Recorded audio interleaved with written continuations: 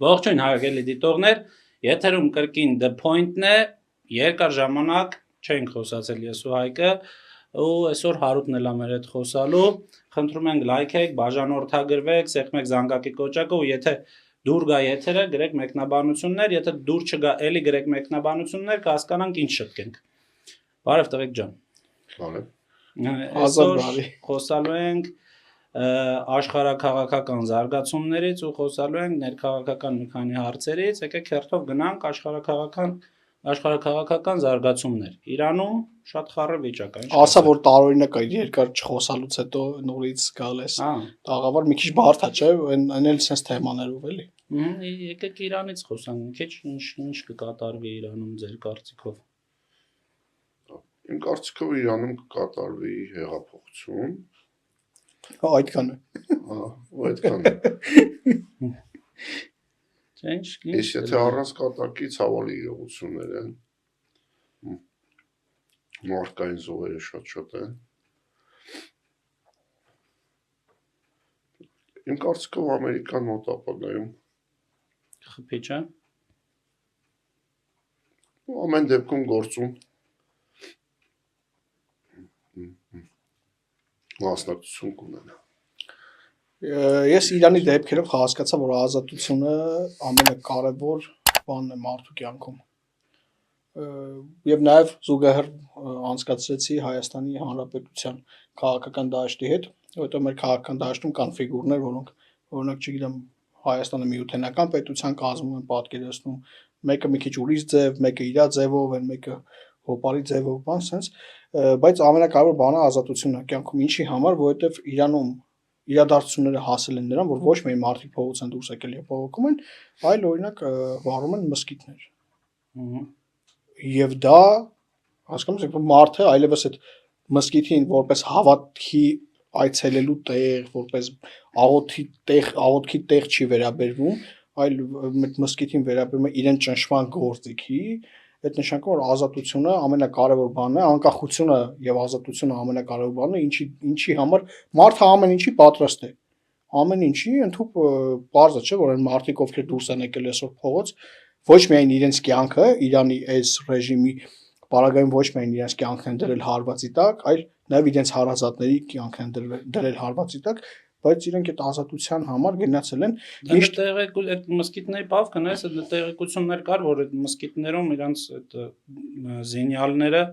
այդ մսկիթներում են, այդ հեղափոխության պահապանների կորպուսը ինչ է Կոպիտ ասած այդ մսկիթները դարձել են Խոմենիի շտաբեր էլի ոնց շտաբեր էլի Խոմենիի շտաբերն են իրոք դարձել գիտես միշտ զուգահեռ ես ու դու մի անգամ խոսացել ենք իրար հետ զուգահեռ ենք բերում միշտ Կորեայի օրինակը Կիմ Չեն Ինի Կորեայի օրինակը հա ու այդ զուգահեռների մեջ անդադ պատմություններ կար չէ ու YouTube-ում էլ կա նման վիդեոներ որ լինում են մարդիկ ովքեր մտքով այդ ազատությունը հաղթահարում են եւ փորձում են փախնել այդ երկրից Իրանում են համարյա այտենց այդ բռնակարգային բաներն ա եղել այդ կարգերն ա եղել եւ մարդիկ իրանք իրենց մեջ են հաղթահարել այդ դժվարությունը մտքով այսինքն ազատությունն իրենք ուզել եւ այսօր փողոցում են ու ցավալին է որ Խոմենիի պես մարդիկ որոնք կան այս երկրագնդի վրա օրինակ Խոմենիի պես մի մարդ էր նաև Մադուրոն, որին գողացան, իհարկե այսօր գանք դրան, բայց Խոմենիի պես բռնակալները հանուն իշխանության ամեն ինչի համար պատրաստ են։ Որտեվ ըստ տեղեկությունների նաև Իրանում 12000 զոհ կա, հասկանում ես, այսինքն ինքը ոչ մի բանի առաջ չի կանգնելու։ Եթե դու կրակում ես մարդկանց վրա դու նշանակում ոչ մի բանի առաջ չես կանգնելու։ Ինտերնետը անջատել են։ Հայաստանում էլ կային, չէ՞, այդպես ժամանակ ա եղել, երբ որ ցուցարարների վրա զենք են։ Մարտի 1 ա եղել Հայաստանում։ Այսինքն այդ մարդիկ ովքեր կիսում են այդ աշխարհակարգը, այդ իրանց մեջ այդ բարոյական այդ նորմերն ա նստած, չգիտեմ, իրանց այդ գաղափարներն ա, իրանք հանուն այդ իշխանության ամեն ինչի պատրաստ են։ Հա, այս Իրանի հեղափոխությունը իմ կարծիքով ընդհանրապես ժամանակի հարց է, հաստատ ելնելու հեղափոխություն Իրանում։ Ու այստեղ եկեք Հայաստանի քայլերից խոսանք, էլ ինչա տալու մեզ արդեն աշխարհիկ Իրանը։ Իմ կարծիքով Հայաստանի համար մեկ նպատակ, առաջնային նպատակ պետք է լինի Իսրայելի հետ հարաբերությունների խորացումը։ Ինչի Իսրայելի հետ, որովհետև սենց եմ պատկերացնում, ես ինչ կկատարվի տարածաշրջանում, երբ որ հեղափոխություն լինի Իրանում ու ունենանք աշխարհիկ Իրան, Հայաստանը, Իրանը ու Իսրայելը կարան շատ հանգիստ համագործակցեն իրար հետ ու ասենք շատ մոտ դաշինք կազմեն ընդդեմ Թուրքիայի այս աշխարհաքաղաքական այս լուրջ նկարտումների, ինչա կատարվում Թուրքիայում արդեն կամաց սկսում են խոսալ ատոմային զենք ունենալու մասին։ Ու այս խոսակցությունները շատ հեռու գնացող են, արդեն Պակիստանի հետ ինչ որ պայմանավորվածություններ ունեն, որ պետքա բերեն ատոմային զենք բան, ու այդ ամեն ինչը ԱՄՆ-ին ընդհանրապես դուր չի գալիս, ու աշխարհիկ Իրանը կարա դառնա Հայաստանի մերձավոր դաշնակիցը, ու Իսրայելը կարա դառնա Հայաստանի մերձավոր դաշնակիցը։ Դրա համար այսօր ինչ մի հրապարակում էլ է արել, ինչ կարանք մենք տանք մեր ապագա դաշնակիցներին, ու կուզեմ այդ մասին մի կարճ ասեմ, եթե ինչ որ պահի Իրանում լինի աշխարհիկ կարգեր, մենք մեր դաշնակիցներին պետք է ինչ որ բան տանք, որովհետև սովորություն պետք է ունենա պետությունը սեղանի շուրջ նստելուց, սովորություն պետք է ունենա նաև ուտելիք բերելու, ոչ թե մենակ աթոռը քաշել նստելու։ Ու ինչ կարանք տանք, ես առաջարկում եմ, որ մեր ֆինանսական համակարգը մեր ֆինանսական համակարգում ինտեգրենք կրիպտոարժույթները ու բանը Հայաստանը թողարկի իր սեփական stable coin-ը, ու այդ stable coin-ը լինի դրամին այլընտրանք, որ աշխարհաքաղաքական այս խառը իրավիճակում, երբ որ ամեն պահի կարա ինչ որ դրամի կուրսը ընկնի, կարա փոփոխություններ տեղ ունենա, մենք ունենանք դրամին այլընտրանք։ Ու երբ որ այս համակարգը մենք ունենանք, մենք լավ յուրացնենք այս համակարգը, երբ որ արդեն գնանք բանակցությունների մեր ընկերների, մեր գործընկերների հետ, այդ ժամանակ երբ որ իրանցից ինչ որ բան ուզենք մենք, օրինակ մեզ սովորացրեք ոնց կաթիլային ոռոգում անենք այգիներում։ Այդ ժամանակ մենք կարանք Իսրայել ջան, մեզ սովորացրեք ոնց անենք այդ։ Մենք կարանք իրանց էլ առաջարկենք, մենք էլ եկեք ձեզ սովորացնենք ոնց ձեզ ֆինանսական մոդելին ինտեգրեք, սինխրոնիզացնեք, օրինակ կրիպտոարժույթների մոդելը, որ լավ աշխատի։ Այդ ամեն ինչը մեր տնային աշխատանքը պետք է լինի։ Ես ու Հարութը քո այդ լրիվ համաձայն ենք, որ մենք աշխարհին պետքա ինչ որ բան տանք, նաև այդ ոնց որ ձևակերպում էր տվել դու մոտենալով այդ սեղանի, նաև մենք պետքա սովորություն ունենք, մենք նաև մեր ազգային կամ ինչ որ մեզ յուրահատուկ ուտելիք նաև մենք տանենք մեր հետ, մենք այդ քոկոիններից բան չենք հասկանում, մեր գլուխը մի տար դրանց Հարութը մի հատ կարևոր բան ասեց մոտ ժամանակում Ամերիկան կհարված է Իրանին, հասկանում ես sense եմ մտածում, որ եթե Ամերիկան չհարված Իրանին, այնտեղ շատ դժվար է լինելու այդ հեղափոխության հասնելը։ Իսկ թվում է հարվածները կլինեն կետային ու թիրախային։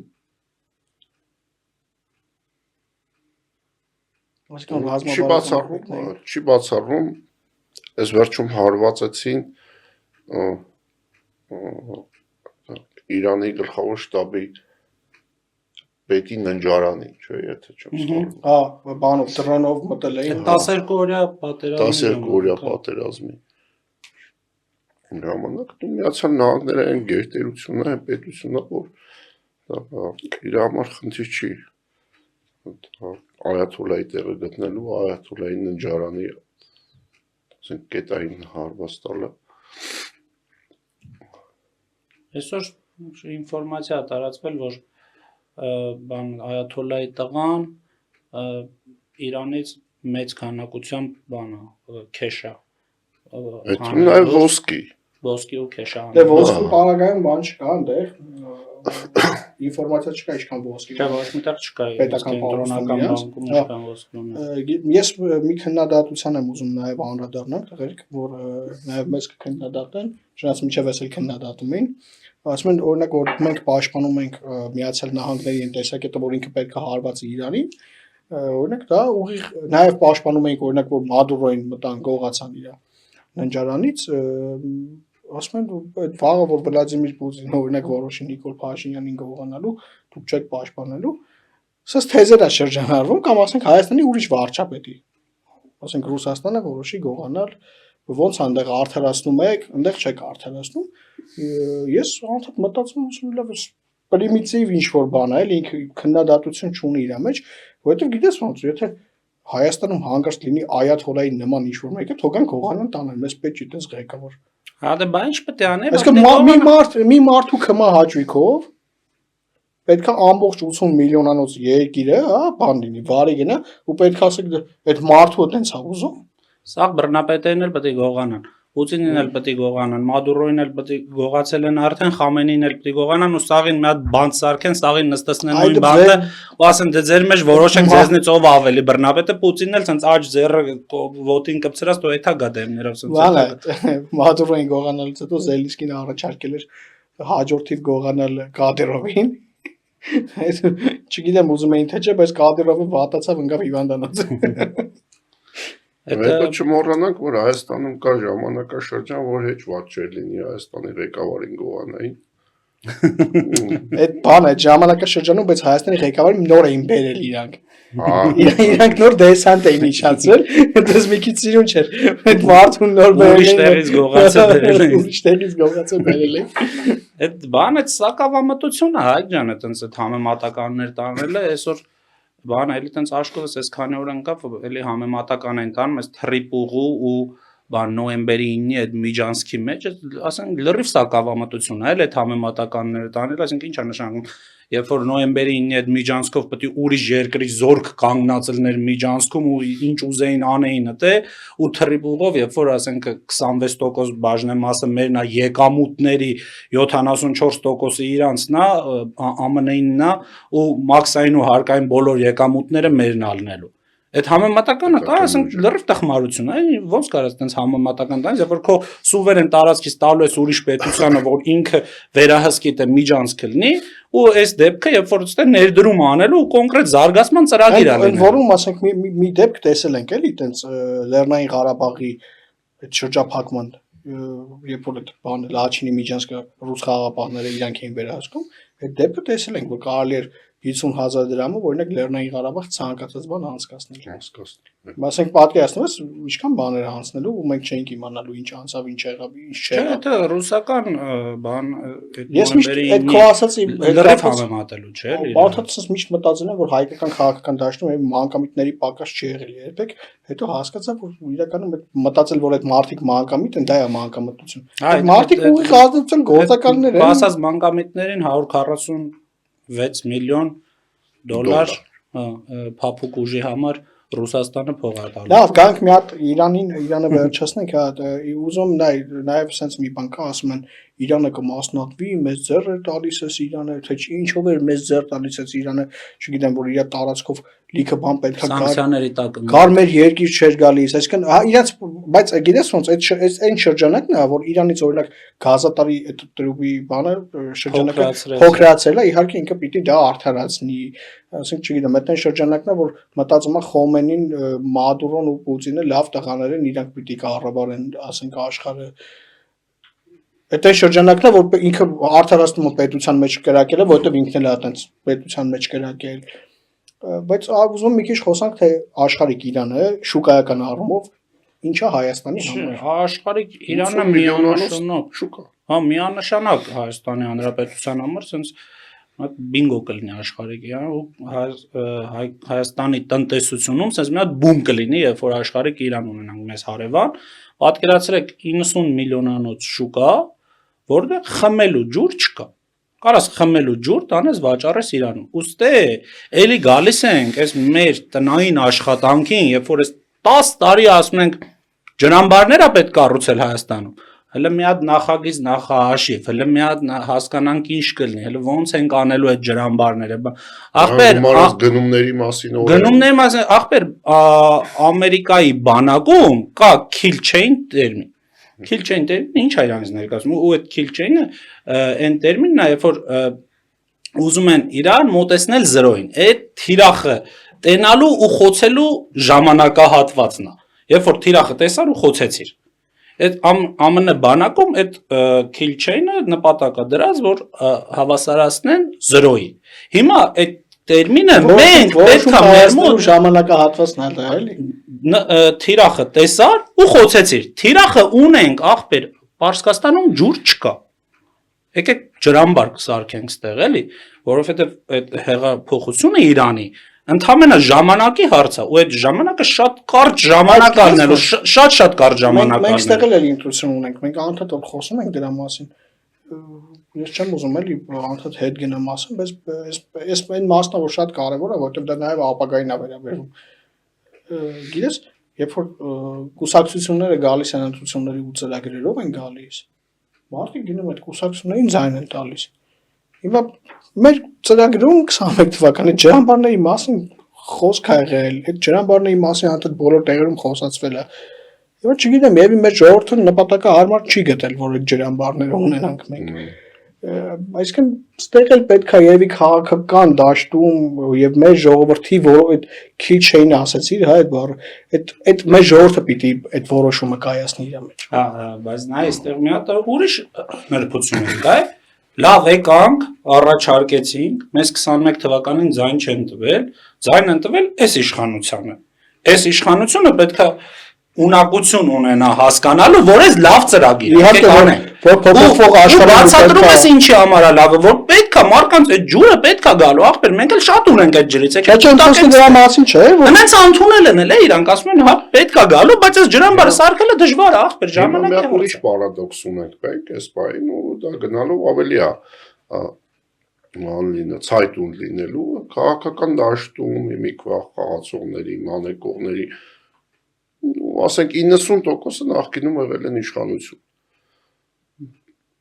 Այս հիմա եկել են ասում են, գիտեք ինչ կա, սենց պետք է արվի սա, սենց պետք է արվի այս բաժակը, սենց պետք է արտադրվի, այս բաժակը սենց չպետք է արտադրվի, ախր եղբայր դու։ Եկել էիք անեիք, բա։ Հա, թող չեմ արել։ Հիմա էլի մոտենալու են ծանրաձողին, ասեն, գիտեք ոնց։ Մենք անելու ենք։ Մենք անելու ենք։ Այդ աբսուրդի ժանրից մի բան կա, դա գիտեք չէ, որ 3 գերիներ ազատ արձակվեցին, 4 գերիներ ազատ արձակվեցին։ Նախ շատ լավ է, ես կարծում եմ խաղաղությանը պետք է նաև այս քայլերով գնալ, այսինքն պետք է ռազմագերիները ազատ արձակվեն եւ հայտնի լրագրողական այդ իրանց Հարվիթի տրիգեր դեմքերից մեկը Սաթիկ Սերյանյանը մի բան էր գրել իր Facebook-ում, մանեմ գալիս, հեսա գտա։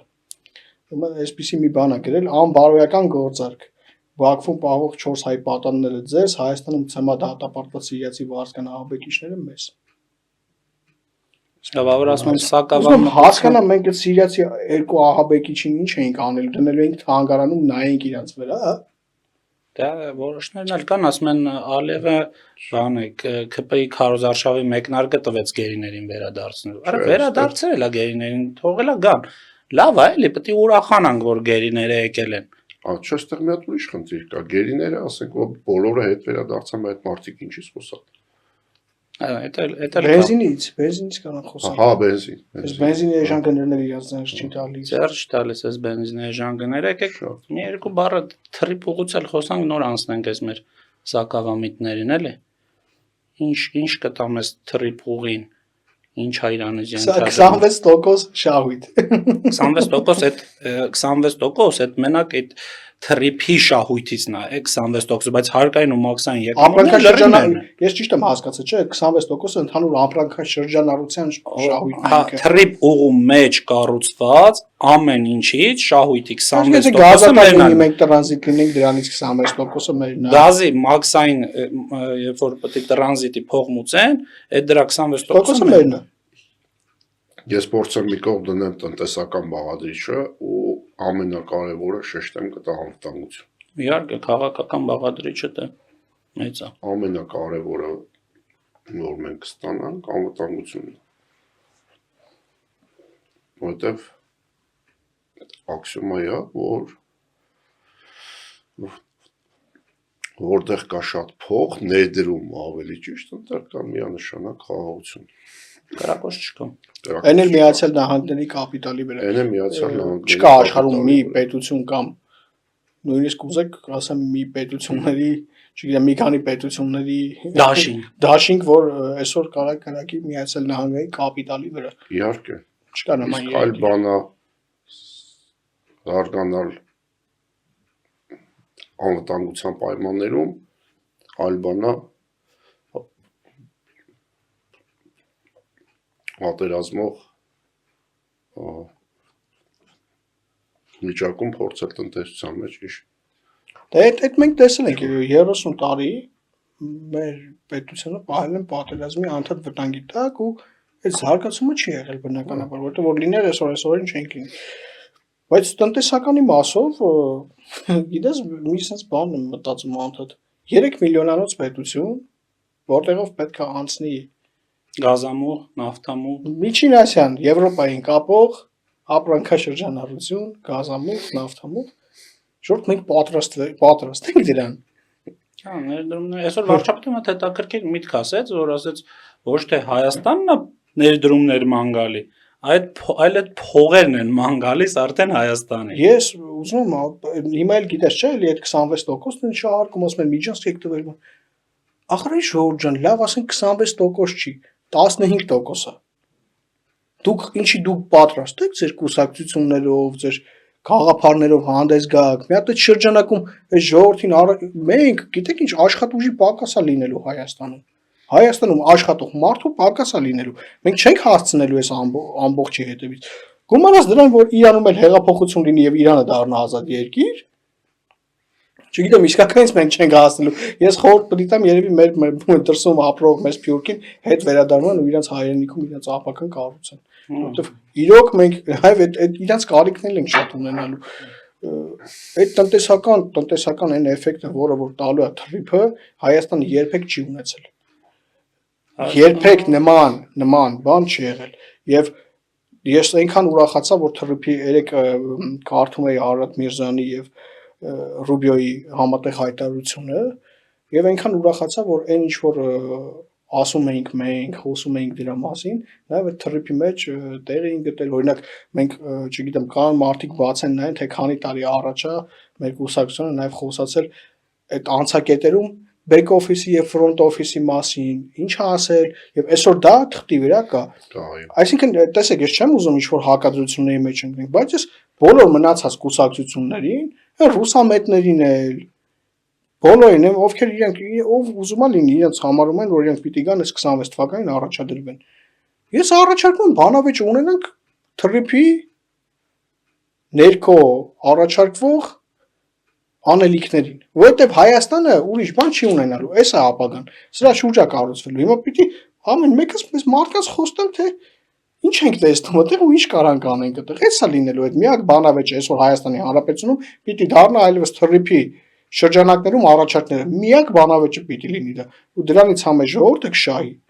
համ մեր պետությունը կշահի, համ էլ քաղաքական դաշտը կշահի։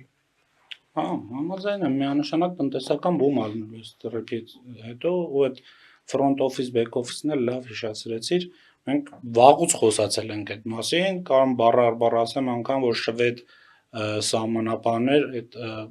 վարձու ընկերություն, որ շվեդների ալինելու այդ գաղափարն ենք առաջ քաշել, ոչ մեկ ձեն չէր հանում այս թեմայով, ու այս գիտեք հարցը որն է, ես ասենք մի 90% հավանականությամբ վստահ եմ, որ այս ամեն ինչը ամերիկացիք են գրել, տվել են, ասել են նայեք, լավ փաստաթուղթ ենք ձեզ տալիս, որովհետև Ամերիկան ստե շահեր ունի։ Միջին ասիական պետությունները պետք է կապվեն Եվրոպայի հետ։ Ամեն ինչը գրել, պատրաստի, տվել են մեզ ասել են ստորագրեք։ Հիմա իմ կռիվը այս իշխանությունների հետ ընդհանրապես այն է, որ եկեք մենք էլ մեր տնային աշխատանքը անենք։ Եկեք մենք էլ մեր անելունը անենք, Ամերիկան մեր փոխարեն արել է այս ամեն ինչը, բայց Ամերիկան մեր ձեռը չի բռնելու տանի Իսրայելի մոտ, ասի եկեք դուք իրար հետ ընկերացեք։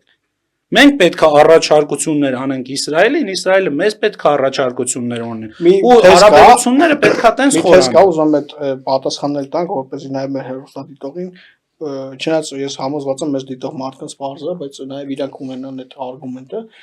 ասում են Իսրայելը Ադրբեջանի ռազմավարական դաշնակիցն է, կարելի ասել դաշնակիցն է, ռազմավարական դաշնակից չեն իրանք, բայց Իսրայելը Ադրբեջանի դաշնակիցն է։ Հակավամտության էլի։ Հա մենք ո՞նց ենք անելու, այսինքն մենք Ադրբեջանի դաշնակցի հետ ենք դաշնակից դառնում։ Եվ ստեղ էլի գալիս ենք նրան, որ Իսրայելը Ադրբեջանին դաշնակից է եղել մի բանի համար, որ Հայաստանը պատրաստ չի եղել այդ դաշնակցությանը նախ, որովհետև Ռուսաստանի դաշնությունը չի թողել, երկրորդ որովհետև Ադրբեջանը պատրաստ է եղել այաթոլաների Իրանի դեմ դառնալ այդ դաշնակիցը։ Այսինքն մենք կոպիտ ասած ոնց ուզում ենք պատտենք այս երկրագունդը։ Խնդիրը էսա, դու դեմոկրատիայի կողմնակից ես, թե դու բռնապետության կողմնակից ես։ Եթե դու դեմոկրատիայի կողմնակից ես, քո դաշնակիցները կգան, դու էլ կգնաս կգտնես քո ընկերներին։ Եթե դու բռնապետության կողմնակից ես, այ իրանք կգան քեզ։ Ցավոք սրտի մենք ապրել ենք մի ժամանակահատված, մի մեծ ժամանակահատված է, ինչի ընթացքում Հայաստանի դաշնակիցներ ընտրելու հնարավորություն չի ունեցել։ Մեզ ասել են քո դաշնակիցը սա է լինելու, մենք էլ ասել ենք լավ, Հնազանդվել ենք։ հնազանդ ենք, հա։ Հնազանդվել ենք։ Լավ,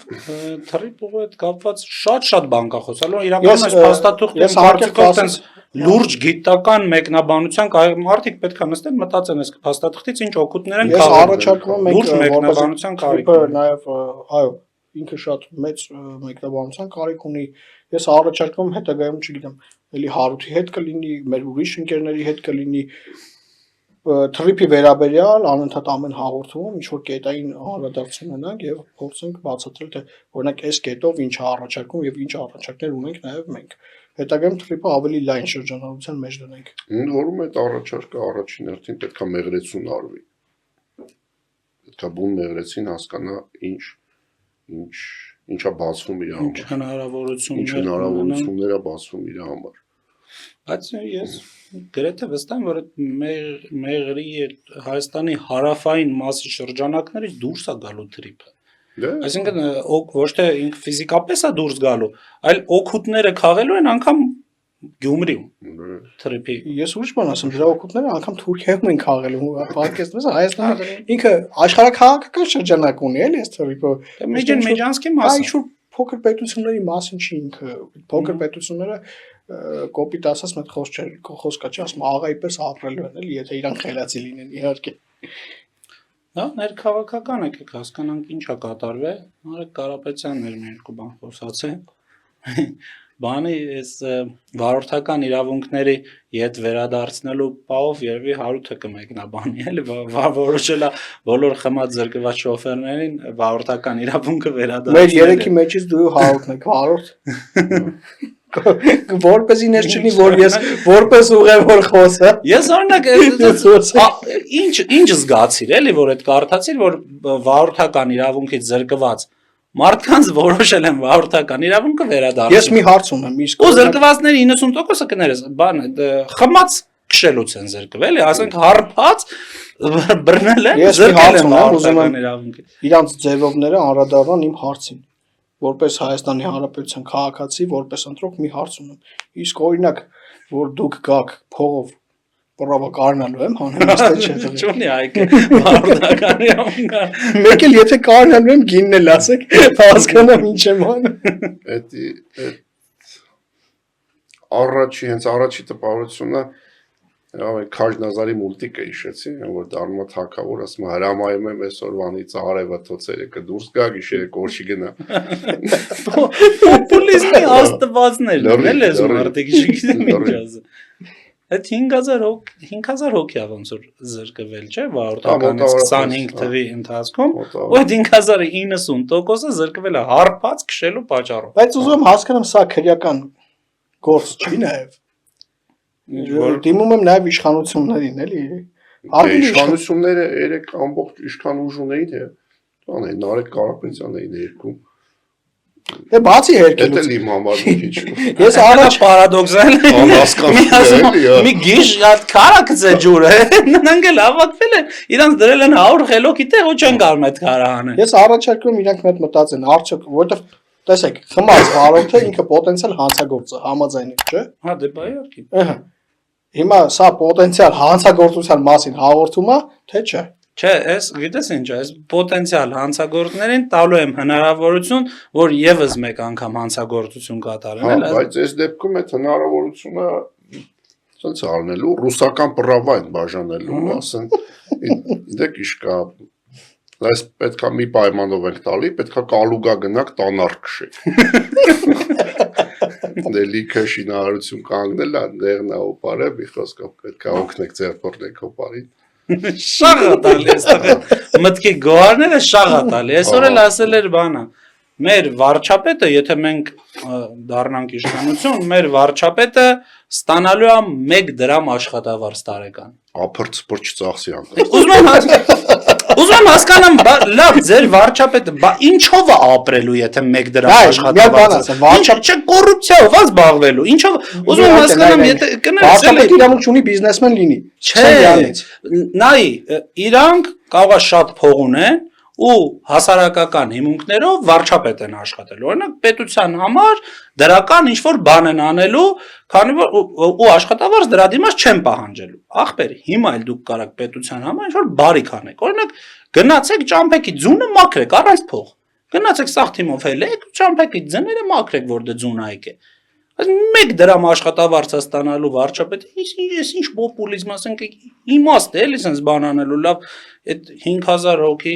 զրկված այդ պրավից զրկված այդ ժողովուրդը արփած կարող է խմած չջոգելով գան ձեզ ընտրեն այս մի դրամ աշխատավարձ են ստանում կարող է բայց վարչապետն էլ կարող է իրանց վարչապետն էլ այդ խմած շոֆերների մեջ չգիտեմ այս պոպուլիզմի վերջը չի երևում ասեցինք ախպեր ջան արի նստի մի հատ հələ հասկանանք էլ այդ տնտեսական հարցերով քո հետ խոսանք ասենք հələ հասկանանք այդ բանում Վանաձորում նավթավերամշակման բան ֆիրմա որ բացելու ես, գործարան ես բացելու, հələ հասկանանք ոնց ես անելու, ինչ ես անում, քեզ հարցը կարող է իրոք ստացվի, բայց մենք հարցը ենք լտնանք ոնց է, դրել ես օթում ասում ես Վանաձորում, ես կարծում եմ այլևս այս մարդկանց հետ բանավեճի թեմա չկա։ Իրանք ուրեմն լուր են, երբ որ Սալավյովը հայտարարություն անում։ Լուր են, երբ որ Այաթոլան կրակում է, մեր դաշնակից պետությունների մասին եմ խոսում։ Լուր է, երբ որ Այաթոլան կրակում է իր քաղաքացիների վրա։ Լուր են, երբ որ թրիփի մասին խոսակցություն կա։ Չգիտեմ, լուր են, երբ որ քաղաքական քննարկում պիտի լինի, բայց ասենք պրավա կարանտան, կընտրեք դառնան երկրի ղեկավար։ Դա էլ էլի խնդիր։ Չգիտես ոնց իր խոսույթը այնքան չսազական է մեր ազգին, այնքան վիրավորական է, որում շատ խորը վիրավորական է, բան, հորցում են խոստումով ժողովրդին առնեն։ Ու խնդիրը գիտես, այդ առնելու մեջ է խնդիրը, այո։ Իրանց բիզնես մտածելակերպով իրանք ուզում են ժողովրդին առնեն։ Պարզ բան է, ուրիշ բան չկա տեղ։ Նարեկի հայրը, լսեք, Նարեկի հայրը եղել է մի իշխանության մաս, աշխատակազմի ղեկավար։ Մի իշխանության մի մաս, աշտոնն էլ դու ասեցիր։ Ով ընտրությունների ժամանակ փող է բաժանել։ Եվ այս մարդը գտել է, որ այդ փողը կարող քիչ է, պրավայա պետք բաժանել։ Լավ է ժողովրդին ինչի տեղ եք դրել դուք։ Չգիտեմ, ասենք դուք եք գիժ, մեզ եք գժի տեղ դրել։ Չի կարելի։ Հիմա հեղուկ գազի խնդիր կա Հայաստանում։ Նարեկ Կարապետյան, օրինակ, դու ո՞նց ես պատրաստում այդ խնդիրը։ Հիմա հեղուկ գազի գինը բարձրացել է, օրինակ դու ո՞նց ես քիչ ես խոսում դրանից։ Ռուսաստանից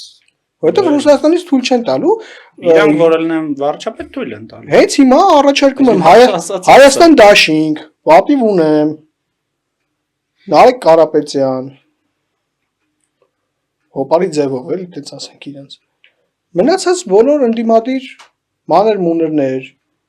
Ռուսաստանը Հայաստանի Հանրապետությունում պատրաստվում է 160 միլիոն դոլարի կարգի փող ներդնի։ Երբ որ Եվրոմիությունը Հայաստանի Հանրապետությանը փող պետքա տար հիբրիդային հարձակման դեմ, այս մարդիկ մի վայնասուն էին կապել։ Մինենց բաներ էին խոսում, արտաքին միջամտություն։ Ուր եք բա։ Սալավյովը պատրաստվում էր ստեղ ախր հատուկ ռազմական գործողություն անել։ Ուր եք դու։ Գիտես այս դրա պարադոքսը գիտես որն է, դու լավ պետք է հասկանաս, 140 միլիոն իրանց գրպանն է տալու, չեն ասելու մի տվեք այդ 140 միլիոնը։ Մենք չի մնամ կարող Սամվել Կարապետյանն ասում են մի քիչ էլ դու վրա արի։ Դա է ասում։ Եթե ոչ իրանց գրպանից է գալու։ Դե ինչ ասենք, այդ Նարեկ Կարապետյանից բանի գերիների վերադարձի մասին մի քիչ էլ։ Դե ողջուն, բնականաբար էս ողջունելի է այս քայլը, չգիտեմ, ասենք պետք է աննորմալ լինել, որ հայ գերի գա Հայաստան եւ դու ոչ ուզում եմ քաղաքական շահարկման ենթարկեմ։ Այս մարդկանց պետք է հանգիստ, այս մարդիկ թող գնան նոր վիդեոյի նայում են Սիրիա հայ երկու ամուսինները ու սիրտս լցվեց, տենց 5 տարի իրար չէին։ Մեկ լավ առաջարկ անեմ, հավաքվեք բոլորով, մեկ լավ արտասահմանի տոմս հարեք, այս մարդիկ թող գնան հանգստանան։ Հանգստանան, միանշանակ։ Ձեզանից էլ հանգստանան, էլի, ձեր խոսակցություններից էլ հանգստանան։ Այս են թեման, որ չի կարելի քաղաքական շահարկումների նյութ դարձնել ամոթա, չի սազում ու ավե։ Ես կարծում եմ յուրաքանչյուրս մեր տան մեջ երեք ուրախացել ենք, որ Միանշանակ։ Տենց է եղել, էլի։ Կարծում եմ ասեմ ավելին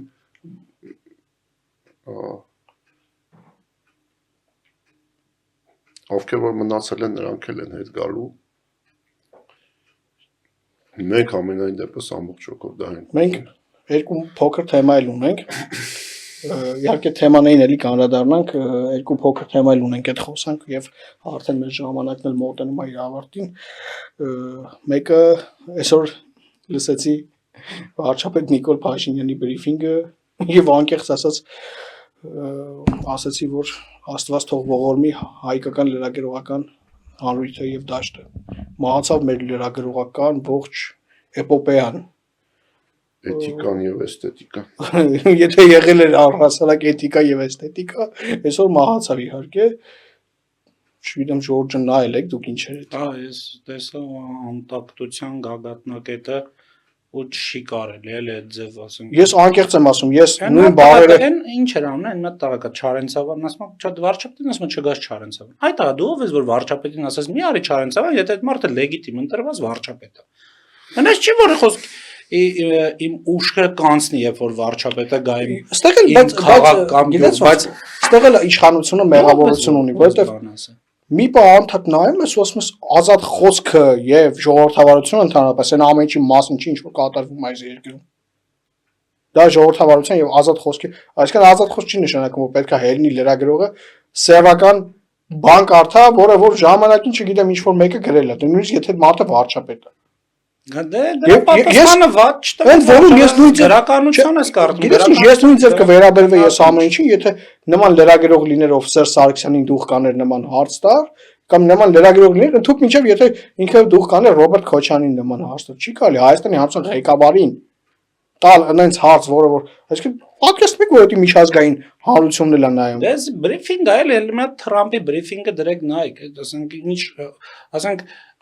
տպավորությունը որ Թրամփն է ավելի վատ պահում իրան, քան լրագրողները։ Ես ասում եմ պրոֆեսիոնալ հարցեր։ Առաջինը ներողություն եմ խնդրում իմ տղաներից, եթե կտեսնեն սա, լավ լուրջ ես ասում։ Լավ, այս թեմայի հետ կապված չգիտեմ։ Չէ, բայց ես գիտես ինչ ես լրագրողական դու չի կարելի սենց։ Դե պետքա կարգավորումներ մտցնել։ Հայաստանում լրագրողները դարձել են մանիպուլյացիայի գործիքներ, ասենք բան են։ Քաղաքական տեսակետ լրագրողը ընդհանրապես 40 միլիոնը ծախսողներ։ Հարց տվող այդ մարդը պետք է լրագրողը հարց տա։ Մեր լրագրողների 90%-ը քաղաքական տեսակետ է հայտ։ Միկրոֆոնով բան են, ակտիվիստներ են։ Ու չի հետաքրքրում դիմացինը ինչա պատասխանելու է ախր։ Միկրոֆոնով չէ լսում դիմացինին։ Լավիտև ինքը իր քաղաքական կարծիքն է հայտնում։ Ժորժ դու գնացեք մտեք կուսակցությունները 100-ից ավել կուսակցություն կա։ Գնացեք մտեք ինչ որ մի կուսակցություն դեր քաղաքական տեսակետը իրացրեք հիմա։ Չէ՞։ Փողը ավելի շատ է։ Հա, տես 140 միլիոնի մասին էր նոր խոսքը գնում։ Հա, տես։ Բանից ժողովրդավարությունից խոսեցինք։ Ուրեմն հիմա լավ, հիմա էլ իշխանությունն էին քննադատենք։ Մի քանի օր առաջ պանելային քննարկում էր դատական դատական իշխանության հետ կապված պանելային քննարկում էր այդ արտադրության դատական գործերի ողջամիտ ժամկետների մասին էր։ Ուրեմն մի դրվագ եմ նայել, ու չգիտեմ խետ դրվագը բերեց երևի այդ ճակատագիրը նայել որ տենց եղավ։ Վարչապետ Նիկոլ Փաշինյանը ասում էր որ Հայաստանում բոլորը բողոքում են արդարադատության համակարգից։ Եվ ինձանից պահանջում են արդարադատություն։ Բաումից պահանջեն։ Վայ մարդ նայում եմ ասում կարող է ինձանից պիտի պահանջեն։ Ումից պահանջեն, էլի արդարադատություն։ Քեզ ընտրել են որ արդարադատություն լինի այսպես։ Ժորժ այս իշխանությունը ձախողել է։ Այս իշխանությունը դատական համակարգի ռեֆորմ անելու մեջ ձախողել է։ Այս իշխանությունը արդարադատության համակարգը փոխելու մեջ ձախողել է։ Այլևս անհնար է իրանք կարողան իրանք չեն անելու դա։ Ես ուզում եմ հստակ խոսանք եւ մենք պատրաստ ենք նաեւ իշխանական ով կուզի սիրով այստեղ սուրճ էլ կխմենք իր հետ, կզրուցենք էլ թող կան այս հարցով բանավեճի։ Մենք որպես Հայաստանի Հանրության քաղաքացիներ, մենք որպես դատական գործերով անցնող մարդիկ լիքը հարցեր ունենք ու մեր նման լիքը մարդիկ հարցեր ունեն, թե ոնց է երկրում լիքը մարդ որ պետքա դատվեր չդատվեց, հետո դարձավ քաղաքական դեմքեր, հետո դարձան ընդդիմադիր առաջին դեմքեր, հիմա էլ ասենք բան են անում։ Դատական այդ արդարադատության համակարգը լրիվ ձախողված վիճակում է, ու չգիտեմ, մենք արժի ասել հիմա ստեղ թե չէ, երևի արդեն ասել ենք էլ որ ծրագիր ունենք դրա այդ ռեֆորմների հետ կապված, այդ երթյալ ատենակալների ինստիտուտն է միակ ձևը, որ կարա լուրջ փոփոխության ենթարկի արդարադատության համակարգը։ Հայաստանի Հանրապետությունում այլևս ուրիշ ձև անհնար է այս արդարադատության համակարգը փոխել։ Ու այդ կլինի այդ երթյալ ատենակալների կարծիքը կլինի ժողովրդի կարծիքը։ Նույն կարծիքը ինչ կունենա ժողովուրդը դատվողի նկատմամբ կամ արդարացում կամ պատիժ, նույնը կլինի երթյալ ատենակալների կողմից, այսինքն դեմոկրատ ժողովրդավարության ինչ-որ ձև է, էլի, ու օգտակար ձև է։ Արդարադատություն ապահովելը դա պետության պոզիտիվ պարտականությունն է իր քաղաքացուն հանդեպ, ցանկացած քաղաքացին լինի ընդդիմադիր, թե դիմադիր, պետությունը պետք է կանա ապահովի արդար դատական համակարգ։ Արդար դատական համակարգի բաղադրիչներից մեկն է նաև այդ անելային քննարկումը, ինչի թեմայով կազմակերպված է դատական գործերի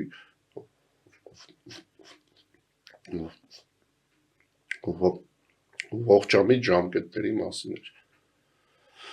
Մենք դատական գործեր ունենք, ընթանում են մոտավորապես 8 տարի։ Բայց որ նույն գործը կարելի է օրինակ մի քանի ամսում քննել, վճիռ կայացնել, վերջացնել։ Նույն գործը կարող է նաև դատարան չմտնել։ Այս պարագայում պետությունն իր պոզիտիվ պարտականությունը չի կատարել եւ շարունակում է։ Ես ուզում եմ մենք մի թեզ ֆիքսենք այսօրվանից եւ այդ թեզը փորձենք մեր հասարակությանը բացատրել եւ նաեւ բացատրել Վազգենի ասածը թե ոնց ենք պատրաստվում փոխել։ Այսօր Հայաստանի Հանրապետության դեմ դատական համակարգը մղում է հիբրիդային պատերազմ։ Չկա մի քաղաքացի, ով համաձայն է որ Հայաստանի Հանրապետությունում կա արդարադատություն։ Այդ մարդը լինի դիմադիր, թե ընդդիմադիր, բոլորը դժգոհ են արդարադատությունից։ Գուցե ինչ որ կետում նայում ես որ դա նորմալ է, բայց ոչ, դա նորմալ չի։ Երբ որ քաղաքական դաշտից դուրս ես գալի եւ հասարակ մարդու աչքերով նայում ես, դա հեչ նորմալ չի։ Եվ այդ հիբրիդային պատերազմ է իմ որակավորմամբ դա հիբրիդային պատերազմ է, որովհետեւ մի դատական գործ, որ կարելի է դատարան չմտնի նույնիսկ տևի 8 տարի, դա հիբրիդ աշխատավարձ ստանա դատավորը դրա համար։ Այս ապուշության գագաթնակետն է։ Դատավորը 8 տարի աշխատավարձ ստանա մի գործի համար, որ այդ գործը կարող չլիներ։ Կարող չմտներ։ Ինստիտուտներ կան, որոնք օժանդակում են դատական համակարգին, այդպես հարցերը լուծվում են արտադատարանական։ Ժորժ ջան, ինչի մասին է խոսքը։ Հիմա ինչ որ մեկը բան գողանա, եւ ես չեմ արդարացնում պետքա դատվի ինչ որ բան գողացող մարդը, բայց հասարակ ինչ որ մեկը բան գողանա, 3-4 օրում այդ դատը կլինի կտանենք այդ մարդուն էլ, չգիտեմ, քանի տարի կդատեն, այս պետությունից ապագա են գողացել, այս հերունդների ճակատագիրն են գողացել, այդ մարդիկ դարձել են այս պետության ամենահարուստ դեմքերը, չգիտեմ, ասենք, տենդերներ են շահում այս պետությունում, իրենց սկսել են օրինական հարուստ ստանալ, օրինական հարստությունը չի բավարարել, այդ մարդկանց սկսել են օրինական Սա absurd չի էլի, չի կարելի, սա հիբրիդային պատերազմի օրինակ է։ Շատ լավ ձևակերպել այդ Մենք շուտ մի քիչ առաջ ներդրումներից ենք խոսում, ներդրումների ամենակարևոր գործոնը կայացած դատական համակարգն է պետությունը։ Ինչին մենք պետք է հասնենք դեռ 5 տարի առաջ։ Արտասահմանյան ներդրողը պետք է վստահ լինի, որ ինքը ստեղ խնդիր ունեցավ, իր խնդիրը շատ արագ լուծվելու է, բիզնեսմենը չի սպասելու 7 տարի, որ բան լինի, վճիռ լինի։ Բյուրոկրատիա, հենա Եվրոպայում կգնան ներդրում կանեն, էլ Հայաստանի ինչին։ Հայաստանի Հանրապետության վարչապետը հայտարարում է, որ հեծը չկա ընտանիք, որից գողացած չլինի Հայաստանի Հանրապետությունում։ Դրանից հետո նախարարներն այդ ամեն ինչը կրկնում, падգամավորներ բան, բայց այս ամեն ինչը սահմանափակում է հայտարարություններով։ Հեծի տիրոջ աղբոր տղեն էլ, չուծախ ասում է մեր վարչապետը մի դրամով է։ Հապակը մի դրամով չի կարակ լումաներով էլ տակ աշխատի էլի, ասենք ինչ մի դրամ։ Ամբողջ կառավարությունը ձեր նշանակած Ղարաբաղ չստանա։ Մեկը դուք ժամանակին լավ է։ Այդպես ուրիշ պետությունների վարչապետեր էլ կպահեք դուք էլ որ ուզում եք իմանալ։ Վերջ երևի սա թեմաներից անդրադարձանք, չէ՞։ Ամենակարևոր բանը որ հետ եկանք ոնց որ այս ամանորյա տոներից բանից հետո հետ եկանք արդեն քննարկումների ավելացնելու բան կա, չգիտեմ։ Ուզում եմ մեր հեռուստադիտողները գրեն որտեղ ենք թերանում, մենք անկեղծ իրենց կարծիքը հաշվենք առնում, գրեն ինչ է կհետաքրքրի իրենց, որ հաջորդի նաև այդ թեմաներից խոսենք։ Ես մի հատ առաջարկ ունեմ, քանի որ երեքս էլ կոնսենսուս ունենք, չէ՞, որ ցենց Ամերիկան Իրանին կհարվածի։ Հա, Եկեք բան ժամկետներ ասենք, այսօր հունվարի 15-ն է, եկեք ժամկետներ ասենք, մինչև երբ կհարվածի Ամերիկան Իրանին ու կհասկանանք։ Մինչև երբ չէ, եկեք ասենք որ օրը կհարվածի, մոտակա օրը։ Կոնկրետ օր։ Հա, տենց ավելի հետաքրքիր կլինի։ Եկեք ասենք, այսօր հունվարի 15-ն է։ Ես ասում եմ Կիրակի օրը, քանիսն է 18-ին։ Հունվարի 18-ին Միացյալ Նահանգները կհարվածի։ Ես ասում եմ հունվարի 21։ Ես էլ ասում եմ վաղը 16-ին։ Բիթքոյնի իջել է։ Դա շատ կուզեմ։ Անարդար ես խաղում դու։ Դա շատ կուզեմ այդ հարվածները հասնեն նպատակակետին ու մեր հարևան պետությունը Մարտ չտուժի։ իրոք դառնա պետություն, Տուժեն իրոք մենակ դառնա խամին։ պետություն, ինչ հետ համագործակցել է համ շահեկան կլինի, համ հաճելի։ Եղավ, շնորհակալություն մեզ լսելու համար, լայքեք, բաժանորդագրվեք, սեղմեք զանգակի կոճակը ու մեկնաբանություններում գրեք։ Հավանեցիք մեզ, թե չհավանեցիք։ Շնորհակալություն, հաջողություն։